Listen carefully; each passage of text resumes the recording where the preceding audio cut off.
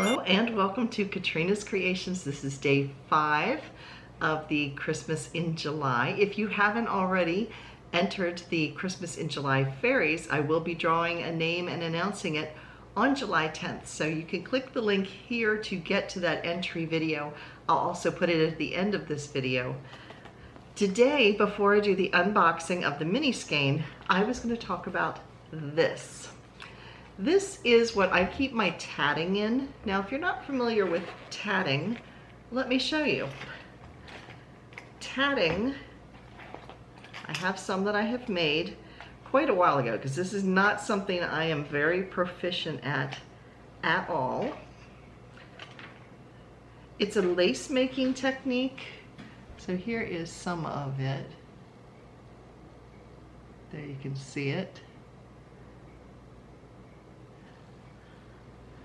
And here is some more. I haven't done this for quite a few years. I would have to look at a tutorial to remember how to do this. Oops. Here is the other one. This is the one I was working on when I stopped, and I'll explain why, because the shuttles are still attached.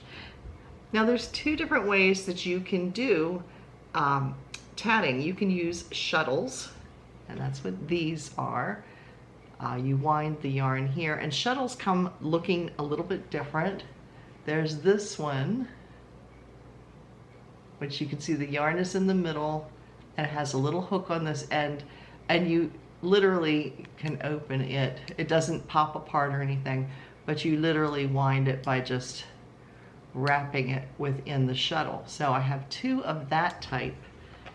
Then I have a couple other types. They're all very similar. I have this metal one here, and this metal one has a hook right here, like a little small crochet hook.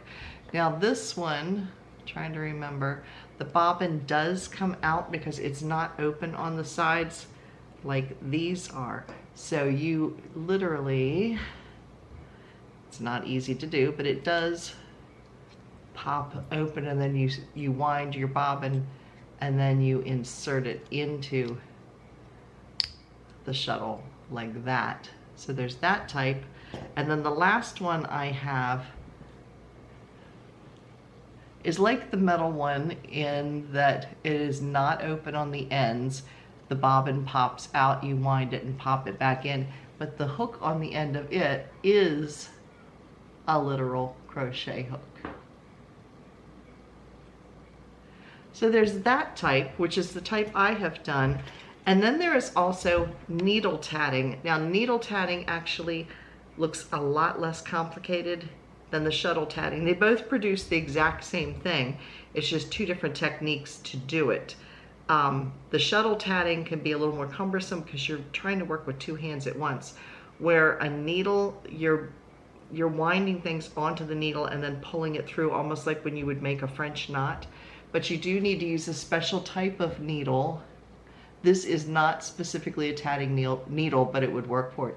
You have to have a long needle that has the eye does not like bulge out. It has to be about the same circumference as the rest of the needle. So like I said, I have not tried needle tatting.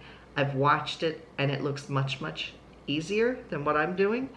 It's funny, when I was a nurse, one of my patients was shuttle tatting with metal, except she was using the metal variety. I don't even know if the plastic ones were around then, because this was about 40 years ago. But she was shuttle tatting, and she was so fast at what she was doing that I literally thought she was holding a safety pin in her hand, because she was so quick at what she was doing, and she was making a strip of lace. Now I don't do the tatting all that much. I got into it for a little bit, but I just never really picked it up, and I think some of it's because I got frustrated with the shuttles.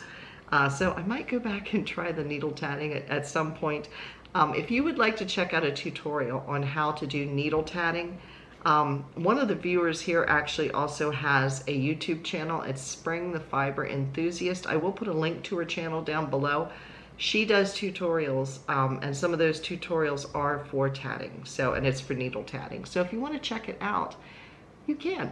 So that's what I know, which is next to nothing, about tatting, but I thought it was kind of interesting.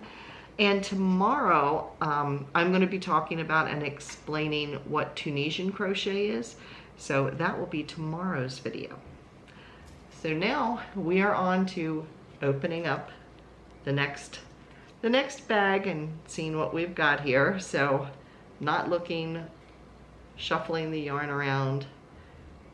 Oh, this is pretty. This is one of the lighter colors that I have gotten so far. And I told you there was some blues in here. So this has blues and grays. So it's kind of a good color to blend the other charcoals in with. And the cowl that I'm going to make from all of this yarn is from Yakima Yarns. It is a free pattern from them. It looks very similar to the cabled scarf that I made from the Yakima yarn earlier this spring, and so I am going to be making, they have the same pattern, but it's in the form of a cowl. So that's what I'm going to be making with this, but I am waiting to get started until I have all of the yarn, because I want to lay it out in the order I'm going to use it in, and I'll show you what I come up with before I start, once I get all 10 skeins unboxed. So that is it for today. Thanks so much for watching.